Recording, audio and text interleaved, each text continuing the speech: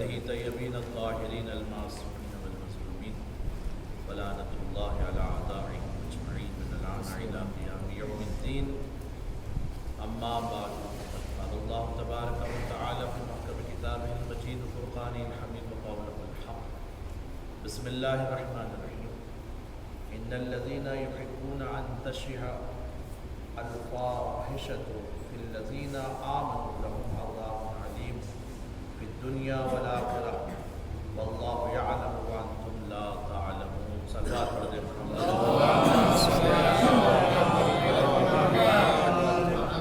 مسائل فقہی میں مجتہدین اور تقلید کے بارے میں گفتگو ہو رہی تھی. ان میں سے ایک مسئلہ عرض کر دوں. فتوے کو جاننے کے 3 طریقے بتائے گئے ہیں. اگر کسی مسئلے میں ہم فتویٰ جاننا چاہتے ہیں اپنے مجتہد کا، تو پہلی وجہ تو یہ ہے کہ خود مجتہد سے دریافت کریں. جائیں اپنے مجتہد سے سوال کر کے فتویٰ دریافت کریں. دوسرا جو طریقہ ہے وہ یہ کہ 2 عادل اس مسئلے پر گواہی دے کے ہم نے سنا ہے کہ یہ اس مسئلے پر مجتہد نے یہ فتویٰ دیا. 2 عادل گواہی دے دیتے ہیں تو پھر آپ اس پر عمل کریں. تیسری چیز جو رسالہ عملیہ ہمارے پاس ہے، مجتہدین کا جو رسالہ عملیہ ہمارے پاس ہے، اگر اس میں آپ کا مسئلہ ملتا ہے مجتہد کا تو آپ اس میں دے کر اپنے مسئلے کا حل نکال سکتے ہیں اور اس فتوے پر عمل کر سکتے ہیں. ایک صلوات پڑھ دیں محمد.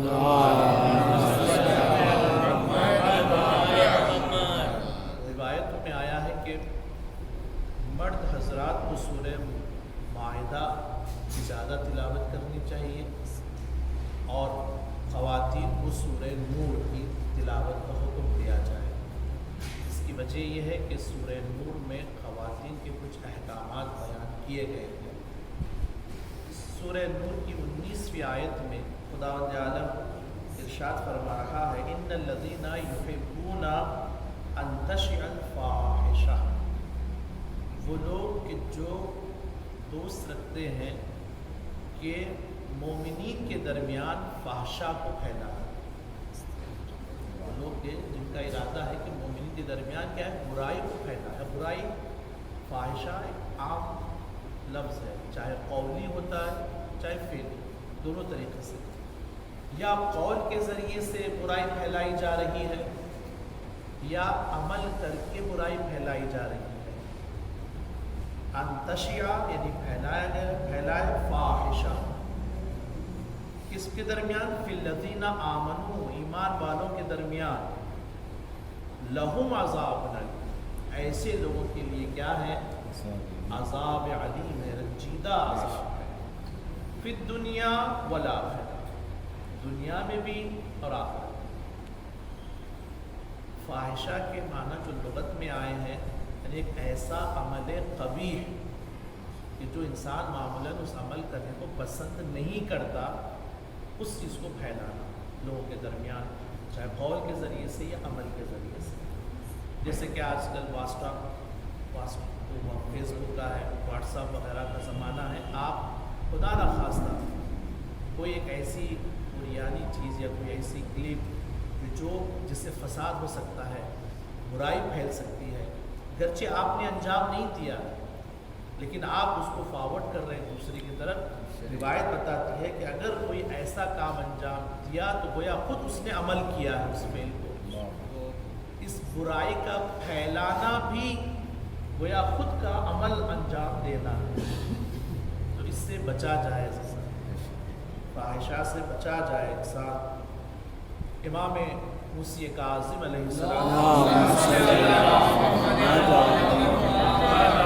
ایک شخص نے آ کر کہا مولا میرے نزدیک کسی نے آ کر ایک مومن کے بارے میں کہا کہ وہ اس نے کوئی ایک برا کام انجام دیا. کسی نے مجھ سے کہا اور میں نے خود جا کے اس مومن سے دریافت کیا کہ میں نے سنا ہے کہ تم نے کوئی برا کام انجام دیا ہے. تو اس نے کہا انکار کیا. اس نے کہا نہیں میں نے یہ کام انجام نہیں دیا. اب وہ امام سے پوچھتا ہے مولا میں کیا کروں؟ وہ جو جس نے مجھ سے آ کر کہا اس کی بات پر اعتماد کروں یا جو خود جس کے بارے میں کہا جا رہا تھا اس کے بارے میں اس کے پر اعتماد؟ امام نے کہا جس کے بارے میں کہا جس نے انکار کیا اس کے بات پر اعتماد کرو، کیونکہ حفظ آبرو کے بارے میں امام نے 50 افراد بھی اگر کوئی مومن کے بارے میں برائی پھیلا رہے تو ان کی طرف کان نہیں دھرنا ہے، اس کی طرف توجہ دینا ہے کہ جس کے بارے میں بتا. یہ امام نے بتایا کہ اگر یہ انکار کر رہا ہے اس فعل سے تو اس کی طرف توجہ دو، یہ حکم ہے. تو بہرحال فاحشہ ایک عمومی جو ہے نا مطلب ہے، اس میں بہت ساری چیزیں آ جاتی ہے، ہر قسم کی برائی، گالی دینا بھی فاحشہ میں آتا ہے. اگر معاشرے میں گالی عام کی جا رہی ہے، اگر کوئی شوہر اپنی بیوی سے یہ کہہ رہا ہے کہ مجھے پسند نہیں ہے تمہارا حجاب، تم اگر جاؤ اور تم حجاب مت کرو، یہ بھی فاحشہ میں آتا ہے، یہ گناہ کی طرف ترغیب ملا ہے. اگر کوئی زوجہ اپنے شوہر کو کہے کہ مجھے آپ کے چہرے پہ داڑھی پسند نہیں ہے، یہ بھی فاحشہ میں آتا ہے، کیونکہ اس نے ترغیب دلائی ہے گناہ کی طرف. ہر وہ چیز جو ہے گناہ ہو جاتی ہے فاحشہ. اس کا رائے حل کیا ہے؟ علماء فرماتے ہیں قرآن میں بھی اس کا رائے حل حیا، انسان کے اندر حیا ہونی چاہیے. حیا کے معنی وقار کے ہیں، سنجیدگی کے ہیں لغت میں، اور ایک حیا کے معنی شرم کے ہیں. الحیاء من الایمان کہا گیا، حیا ایمان میں سے، انسان کے اندر حیا. اور کس سے وہ حیا؟ 3 افراد سے کہا گیا، 3 لوگوں سے. پہلے خود خدا سے انسان کو حیا ہونی چاہیے، خدا سے انسان کو حیا ہو کیونکہ ہر چیز کو دیکھ رہا ہے. دوسرے خود اپنے نفس سے انسان کو حیا ہونی چاہیے کہ میں اس گناہ سے کیسے مرتکب ہو جاؤں، انسان خود اپنے نفس کی طرف حیا. تیسرے کرامن کاتبین سے حیا ہونی چاہیے کہ جو ہمیشہ ہمارے اعمال کو لکھ رہے ہیں، نوشت کر رہے ہیں.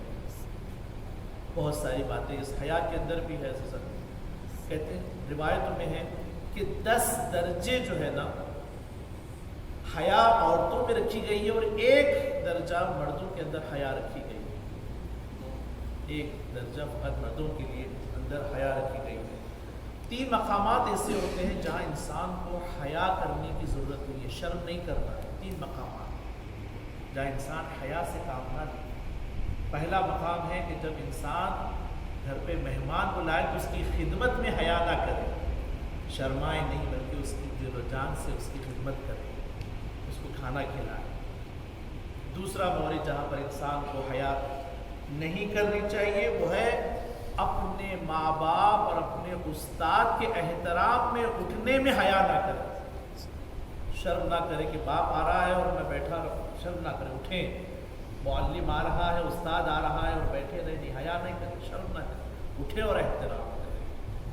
تیسرا مورد وہ ہے کہ جہاں چھوٹا سا بھی حق ہو اور اس حق کو لینے میں کبھی حیا نہ کرے. طلب حق میں گرچہ وہ کم ہی کیوں نہ ہو لیکن اسے لینے میں حیا نہ کرے. عزیزان، من لا ایمان من لا حیا، جس کے پاس حیا نہیں ہے اس کے پاس ایمان بھی نہیں ہے. یہ روایتیں ہیں.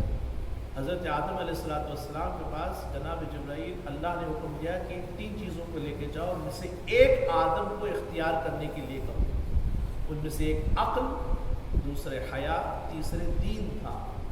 تو حضرت آدم علیہ السلام کے سامنے یہ تینوں چیزیں مجسم بن کر آئیں اور جناب جبرائیل نے کہا کہ ان میں سے تم کو ایک اختیار کرنا ہے آدم. تو حضرت آدم علیہ السلام نے عقل کو اختیار کیا. جیسے عقل کو اختیار کیا تو جبرائیل نے حیا اور دین سے کہا کہ چلو واپس چلتے ہیں. تو حیا نے جواب دیا نہیں، اللہ کا حکم ہے جہاں عقل ہوگی وہاں پر حیا ہوگی. جہاں عقل ہوگی، اللہ نے مجھے حکم دیا ہے کہ مجھے عقل کے ساتھ چھوڑنا نہیں ہے. بس پتہ چلا بے حیائی کون پھیلاتا ہے؟ جس کے پاس عقل نہیں. بے شرم وہ ہو جاتا ہے جو بے عقل ہوتا ہے. اپنے معاشرے میں بے حیائی نہیں پھیلنی چاہیے، خصوصاً جہاں پر ہماری شادیوں میں گیدرنگ نہیں ہونی چاہیے. مرد و زن دونوں الگ رہے. ہم چلے جاتے ہیں دولہے اور دلہن کی فوٹو کھنچانے میں، وہاں عورتیں بے پردہ ہوتی ہیں، بے حیائی ہوتی ہے. نہیں کرنا چاہیے ایسا کام. ان کو اپنے اختیار دیا جائے. ہمارے پاس فوٹوگرافر شادی میں دولہا دلہن کو بعد میں دیکھتا ہے، پہلے فوٹوگرافر دیکھتا ہے۔ حضور کی جو سنت بیان کی گئی ہے وہ 5 چیزیں ہیں، ان میں سے ایک یہ ہے کہ آپ باحیات ہیں، حیادار ہیں۔ دوسرے بردبار تھے، آپ حلم رکھتے۔ آپ جب تبلیغ کے لیے نکلتے تو کتنے لوگ آپ کے راستے میں کانٹے بچھا دیتے، اور یہودی عورت آپ پر کچرا پھینکتی، لیکن آپ سب کو تحمل کرتے، کبھی شکایت نہیں کی۔ بلکہ پیغمبر وہ نبی ہیں ہمارے کہ جنہوں نے یہ کہا ہے کہ جتنا اذیت مجھے پہنچائی گئی ہے کسی نبی کو نہیں پہنچائی، جتنی اذیت مجھے دی گئی۔ تیسری چیز یہ تھی پیغمبر کی حجامت کراتے۔ حجامت بہت اچھی چیز ہے، سنت رسول ہے، اس سے کئی بیماریاں دور ہوتی ہے، قسم کی خون جو ہے نکالا جاتا ہے، انسان کو ضرور کرانا چاہیے۔ چوتھی چیز مسواک، انسان جب مسواک جو لکڑی ملتی ہے مسواک کر کے اگر نماز پڑھے تو 70 رکعت کا ثواب ملتا ہے۔ اور 5ویں چیز پیغمبر عطر لگایا کرتے، عطر خوشبو لگایا کرتے۔ پیغمبر نے خود کہا ہے کہ میں نے اس دنیا سے 3 ہی چیز لی ہے، ایک نساء، دوسرے عطر، تیسرے نماز جو قرۃ العین ہے، میری آنکھوں کی ٹھنڈک ہے۔ یقیناً عزیزان جو باحیا ہوتے ہیں اگر ان سے چادریں چھین لی جائے تو ان کے لیے بڑی قیامت ہو جاتی ہے۔ وہ جناب زینب کہ جن کو امیر کائنات جد رسول اکرم کے روضے پر اگر لاتے تو رات تاریکی میں لاتے، کہیں زینب پر کسی کی نگاہ نہ پڑ جاتی۔ وہ بی بی کی جس کے آسمان نے جن کے بالوں کو نہیں دیکھا، وہ بی بی کے جن کے لیے روایتیں ملتی ہیں کہ جن کے پڑوسی نے یہ اعتراف کیا ہے کہ اتنے سال میں مجاور علی رہا ہوں لیکن کبھی میں نے زینب پر نگاہ نہیں کی، مجھے نہیں معلوم کہ اس گھر میں خواتین بھی رہتی ہیں۔ اگر ایسی بی بی سے چادر چھین لی جائے تو وہیں پر ہی موت ہو جاتی ہے۔ اس لیے ایک بڑے عالم کا فقرہ ہے، حافظ کفایت اللہ رضوان اللہ تعالیٰ فرماتے ہیں کہ روز عاشور یہ نہ سمجھو کہ فقط حسین ذبح ہوئے، یقیناً جو ذبح ہوا ہے 2 چیزوں سے ذبح ہوتے ہیں نا، ایک خنجر سے ذبح کیا جاتا ہے اور مچھلی کا ذبح کیا ہے، پانی سے نکال لینا ہے۔ جس زینب کے سر سے چادر چھین لی گئی ہو، اب وہ بی بی کیسے زندہ رہے؟ کربلا سے کوفہ، کوفے سے شام، زینب زندہ لاش کی طرح چل رہی ہے۔ آزادارو ابھی آپ نے ذاکر اول سے اس شہزادے کا ذکر سنا ہے کہ جس کی تمنا تھی زینب کی کہ جن کے چہرے پر صحرا دیکھے، لیکن ہائے علی اکبر، جب بیویوں کو لے جایا جا رہا ہے تو علی اکبر کا سر ہے اور ام لیلہ کے سامنے ہے۔ ام لیلہ اس جوان کو دیکھتی ہیں اور کہتی ہے میرے لال تیرا چاند سا صورت خاک میں مل گئی۔ وہ وقت بھی آیا کہ ایک موقع ایسا آیا کہ ظالم نے علی اکبر کے سر کو ایک صندوق میں رکھا، حسین کے سر کو ایک صندوق میں رکھا۔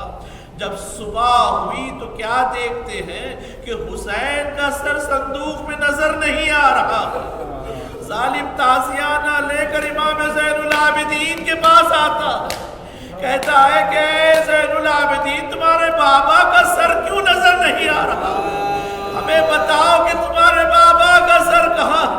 میرے مولا سید سجاد نے کہا جہاں تم نے علی اکبر کا سر رکھا ہو وہاں جا کر تلاش کرو۔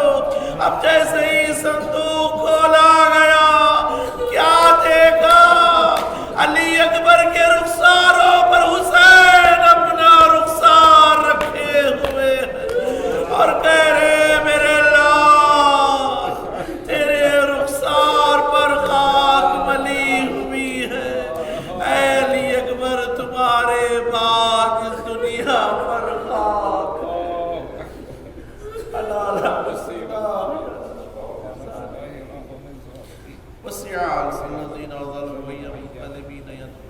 بار الہ ذکر قریب و سماعت و سامین سے اپنی بارگاہ میں قبولیت عطا فرما۔ بار الہ حاضرین میں جو پریشان حال